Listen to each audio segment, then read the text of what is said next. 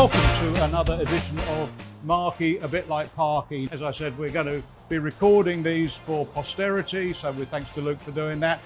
Today's guest is someone I've known a few years now, and I know he's got a really interesting backstory. He doesn't look old enough. He's not old enough to have done as much as he's done already. So we're going to find out more about Mr. Mark Bailey, everybody. There's absolutely no pressure. It's just you and me, mate. There's nobody here. This is not being recorded. So this is the first and most obvious question.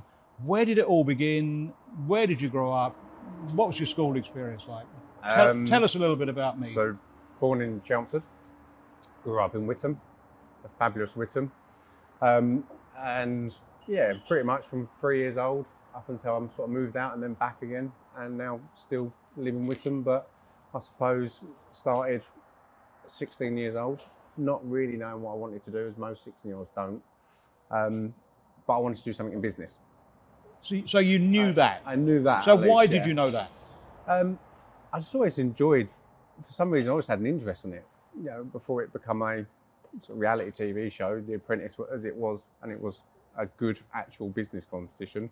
I always enjoyed watching them sort of shows.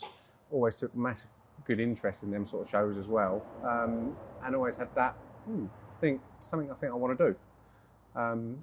Fortunately enough, my dad, 3 years before, started a business in 2005, 2008. So I left school and I went, "Oh, can I come and work with you?" And he was only working on his own then as well. Much to my mum's delight, because she was like, "No, you need to go to university, you need to go to college, you should go and do something like that." And I was like, "No, not for me." So you were strong enough of mind at 15 or 16 to know what you didn't want to do. Yeah, and I'd sort of, when you're young... So what was your dad's business? So he sold old traditional photocopiers. So back then you actually needed them because they print a lot, and then we expanded into IT and telecoms after that. But he was very much an engineer. So he's fabulous at fixing the devices, fabulous at installing the devices, but your typical E-myth really, where we didn't have a salesperson, we didn't really have a back office person. So he set up this business, and then it wasn't going particularly well. We had quite a lot of debt in the business. So at 16, between doing GCSEs, I put a suit on and went out and knocked on doors and tried to drum up business. Went back, done another exam, put my school uniform back on, and then went out and knocked on doors again. So I basically become the salesperson, as it were, for the business to try and actually get more customers on board. I'm going to stop you there. Do you know why? We're just going to swap seats, because I think you need to talk to the audience and they can see my back. So we're going to swap seats. Luke will do the necessary editing and make it seamless. Anyway, Mark, we're going to start again. No, we're not. So where did you go to school? Bramston. Bramston? When it was Bramston, and it wasn't now Academy and that sort of stuff. So yes, I was one of the last of the Bramstonites to leave in 2008.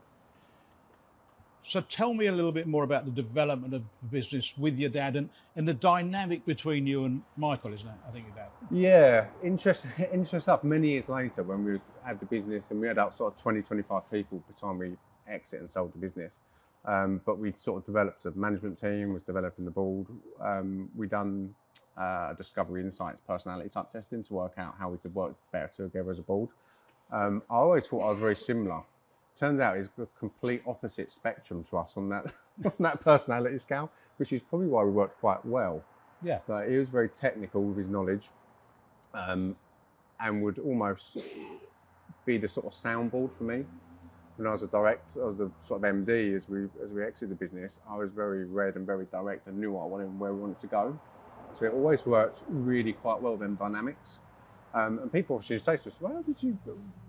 Our father and son, how did you do it? How did you get on?" And we always sort of said initially, we don't really know, it just works, because you don't really tend to do that much concentration. So would you recommend people do that? Is it DISC or other personality like Yeah. If they're working with almost any colleague, rather than... To be honest, it's a great thing if you've got a board which you want to unite and your boards pull in different ways. It's just to sit down and do the basics, which is, how do we make the gel better?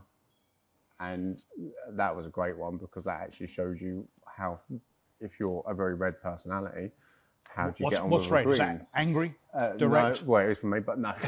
So red is director, right? It's not so much. Then we've got like coordinators as well, which are more greens and blues and yellows. So yellow is very motivating, outgoing. Someone would host a networking group. I'll be yellow. Okay. Yeah. So it just works really well if you're trying to unite a board. First of all, are they squabbling? What are they actually squabbling over? Sometimes they all want the same thing. It's just they're going about it different ways. And personalities, and how do you get that personality to gel? So we went through that. Were you on the board from day one, or did you learn anything from the ground up? You said you went knocking on doors.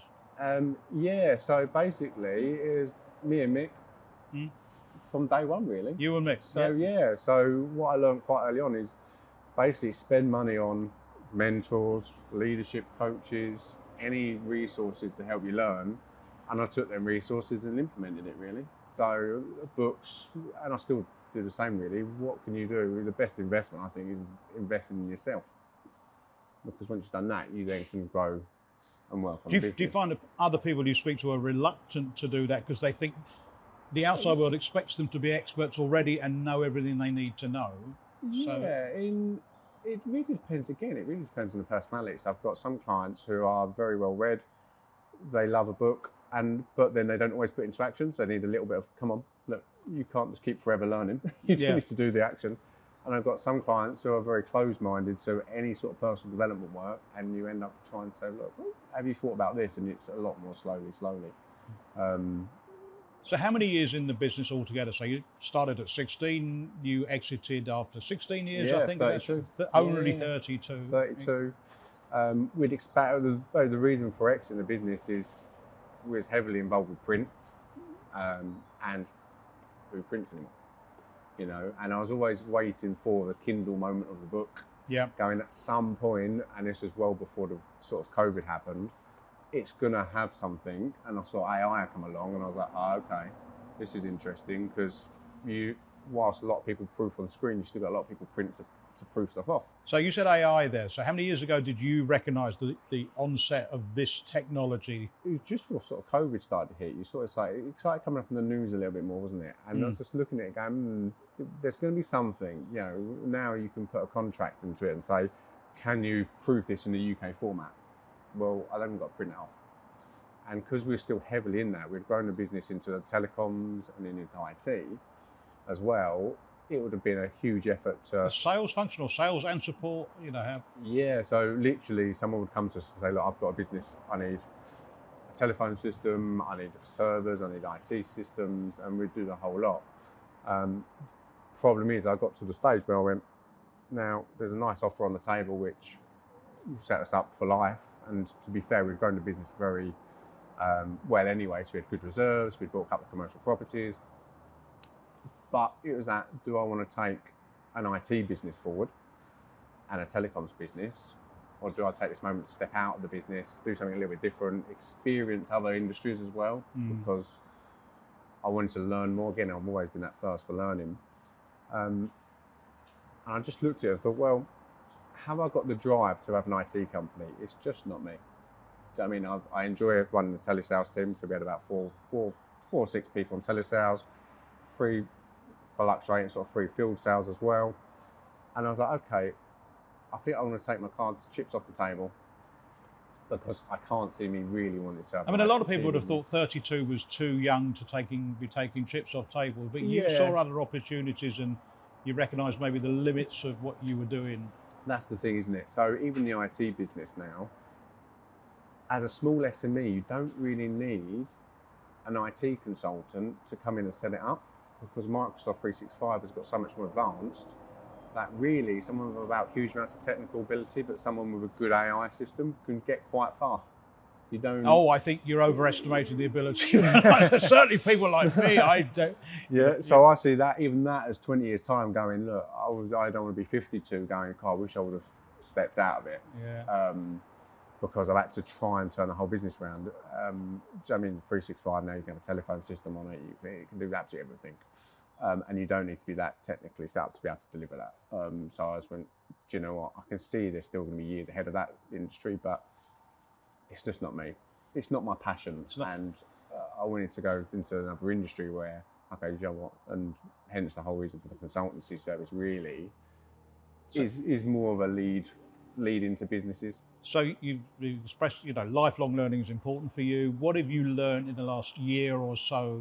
Because I know you're self-described nerd. I don't think that's unfair, is it? Yeah. You like a number, you like a spreadsheet. I love personal finance. I love history. So anything like that. The rest of the history podcast is always playing on my podcasts, or something like Money Week Finance, or the IFA podcast, something like that, because I just generally enjoy learning about numbers and finance, much to my wife's enjoyment of when we're driving down the road. Yeah. Like, okay, no more history. That's what I've learned about myself. So I'm a believer in pushing yourself outside your comfort zones. So hence, I've set this consultancy up, everything branded as a personal brand. So beforehand, I've got to hide behind big brands, a bit like a car dealership, but we'd be Epson driven. So we'd push Epson or Ricoh, something like that. I didn't have to do the PR side of things. Now, put me into a boardroom, speaking to those directors, not a problem at all. If we're looking at a P&L, if I'm having to do a sales presentation, absolutely fine. Give me a list of 100 people to cold call, not a problem at all. We'll sit and hit the phones. That makes you unusual. I think a lot of people would run a million miles from having a list of people to cold call. Nobody likes doing that. What I found is put me in front of a camera, I completely forget my lines. To do anything to do with PR, I'm normally really rubbish. So when I set this up, I was like, right, I'm gonna have to get outside my comfort zone. I'm gonna have to break it, because when I was 16, I first started cold calling. I hated it. I didn't want to break that comfort zone. But what I learned is you soon get used to it. So are there 2 or 3 top tips for how to cold call? Have you got that in your locker right now? It's persistence and numbers. Yeah. As many calls as you can do a day, and keep doing them. Consistency plus consistency is normally success. So you can obviously, there's little tips and that sort of stuff to improve the actual call script. But generally, if someone's not doing enough calls regularly enough, they won't get that far. You need the numbers, and then you can. But the ability to hear the word no, and keep going, that must be either builds resilience or knocks you over. If you're happy to get rejected 99 times, but get a yes 1% of the time, it's great. Yeah. And to be fair, if you're trying to sell from one business to another, I don't do consumers, it's not my bag, but business to business, if you're looking to do that, that's where I specialised in, and that's what we got really good at as a sales. And I guess team. If you've pre-qualified the lead a little bit, the opportunity. Yeah, we're doing a bit of data sort of cleansing to make sure it's working okay. But coming back to what I've learned is that, do you know what, and for this business, I've very put myself front and centre, because I had that mission of like, I want to break that comfort zone of sitting in front of the camera or doing something like this, because this is a little bit alien to me. I'm not someone who likes to walk into a room, believe it or not, and be the big centre of attention. It's just not naturally comfortable. So I thought every opportunity, I'm going to have to say, my motto was, when I set this consultancy up, anyone offers me an opportunity, I'm going to say yes. So even if it's being recorded and sitting in front of 20, 30 people, I'm just going to say yes. And you'll see some of the videos I've done on my content and that sort of stuff is probably about 9 months ago. I was extremely wooden, and probably still are now. But I was just like, right, let me put myself in front of a camera, and I'm going to keep doing it to push the PR and keep doing it and really try. I think the PR experts will say that, appearing vulnerable or not being perfect is absolutely what the colour is demanded in the modern world. Nobody wants perfection. No, and I think at Christmas, the guy's done like a bloopers video of all me just messing up, like videos after video after video, which was quite good fun. And I watched it back and went, okay, that was a bit of a giggle. Yeah. Anyway, perfect segue into fun. We've talked about you as a business owner and what you do. Yep. What does Mark Bailey do for fun?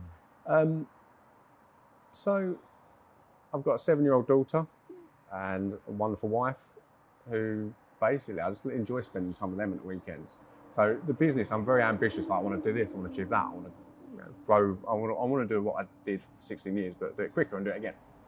Personal life, I'm very much, I just want to be content, because sitting still isn't my remit. My brain's always on the go. So actually, just be able to be someone who sits back and personal. Are you spontaneous?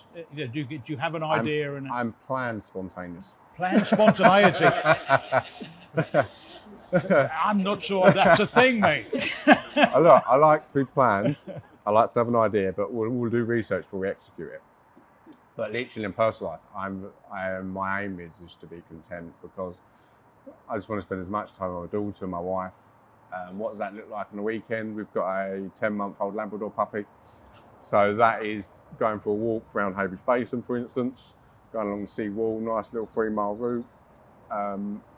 If it's lunch, popping into the Jolly Sailor there or something like that, having a couple of pints of Malden Gold with lunch, because the wife, I drive to the venue, the wife. Other branding opportunities are available. Do you want to Yeah, and that's me. I'm not, I don't do anything mad. I don't do wing walks or jumping out of Boeing 747s. Do you know what I mean? Without parachute, nothing like that. I think the word "yet" is going to appear. Funny enough, Mick actually done the For Mind, I think it was. Jumped out of a plane, and he's, again, like me, not adrenaline junkie whatsoever. And he come back and was like, "Come and jump out of a plane with me." I'm like, "No, come and do it." It was so much fun. I was so nervous, but when you're out there, it's the best thing I've ever done. I was like, "No, I'm good." Yeah, I like terra firma. So, do you have professional ambitions, personal ambitions? What do they look like? I mean, the old, where do you see yourself in 5 years' time? Personal ambitions is, again, as many little holidays away with my daughter and my wife. It hasn't got to be big, mad holidays in the Caribbean. Do you want anybody to organise these holidays for you? You wouldn't, to be fair, unfortunately, you wouldn't get too far, because the last little holiday I took, my wife was working, so I took my daughter away to Hayling Island. Right, we took the bikes with us. We smashed the arcade with 2p's. She was absolutely loved it. And then about halfway there, my wife came and joined us, and we literally just done something like that. And that for me, I'm quite a simple person. I'm not really materialistic. I went through the phase of trying to buy a nice car. Turns out they just lose money. They're not me. I hate depreciation. I now drive a little van round because I also enjoy a bit of fishing, and it's tax efficient. So for me, I'm very non-materialistic anyway. So yeah, spend more time personally. Just spend more time. My daughter, my wife, now walking an hour a day with a Labrador. To me, is just perfect. I'm not business-wise. Yeah. I want to do what I've done again in the last 16 years, but do it quicker and do it more times over. Okay, do it quicker, do it again. Sounds like a perfect, perfect mantra. Very much the consultancy for me is they lead into a business. So yeah, I can work with a business and we can do great things, but it's not going to be forever.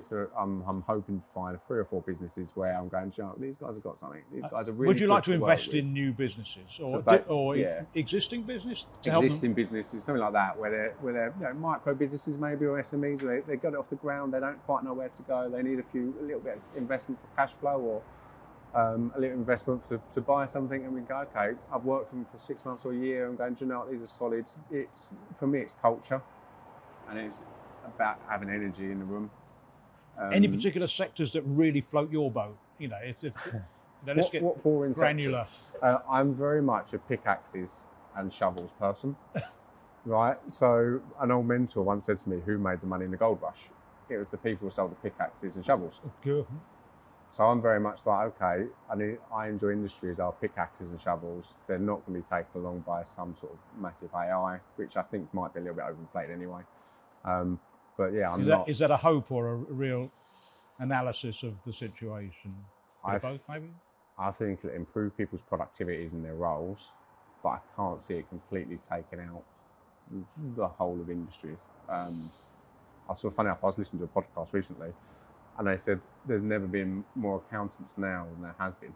Now, I presume the accountants will verify that or not verify that, but bearing in mind the software and technology's got so much better, why is there more accountants now than there has been, where it should be the other way? So I can't see it completely, the doom and gloom of AI, I can't see there. I think it'll be a great technology, a bit like an iPhone where it will speed up productivity. I don't see it as being something which will do surgeons out of a job. Yeah. I mean, what I would say is you seem to have fitted a whole life's work into 16, 17, 18 years. You've probably got another 30, 35 years, you poor man, in the workplace. Or that's why. Retirement, is that? No. I tried that. That's boring. I sold the business. I think, all right, I'm going to have a year off. And I'd done all the paint and decorating jobs. My wife gave me a list for this. 2 months later, I'm like scratching around, going insane. And funny enough, I phoned up a networking group and said, I don't know what I'm doing. I don't know what I'm going to do, but can I come networking because I need to get out of the house? Yeah. And that was the end of my sabbatical. It lasted 2 months. Because I admire anyone who works at home continuously. I think to build a team and to build a business, you need an office, and you need people in that office to create a good culture and to create energy more than anything between each other. Because even like a sales team or even a finance team, you need that buzz, you need that energy, and you need the ideas. And you know, working from home, you just don't get that. And what I've learned about myself is, I'm not a solo worker. I need a team. You need I people enjoy around being you. a part of something and part of something bigger, because you get that buzz and you get that ideas and you bounce off each other and you come up with an idea and you go, oh, that's brilliant. And someone else goes, no, what about this? And you go, okay, that idea was rubbish. What about that? And you get that real I agree with energy you. and connection. I use the analogy, if I can see a number on the table and it looks like a 6 to me, somebody on the other side will say, no, that's a 9. And I'm going, well, so that same shape has got more than one use. So, you know, I think bouncing ideas is definitely good. So we've got time for 1 or 2 questions. Richard? When you were 16 and you were starting to drum up business, Mm-hmm. 1, did you drum up business, and 2, did it change if you did it change the fortunes of the business? Yeah, I mean, ultimately, it was me, myself, and I as a salesperson. So yeah, we did drum up business. And funny enough, I remember my first ever actual inquiry and the first ever sales meeting. It was a solicitor in Chelmsford. Now, I must have looked young because I probably had a few little bits of fluff on my cheeks. And I went in there and I thought, right, I've got this. And he absolutely pulled me apart. And he enjoyed pulling me apart, the bugger. And I was like, okay, I now need to know that product better. I need to know them answers. So I went back and made sure that whenever he come back at us, but I still remember the solicitor's name and exactly where they were in New London Road in Chelmsford.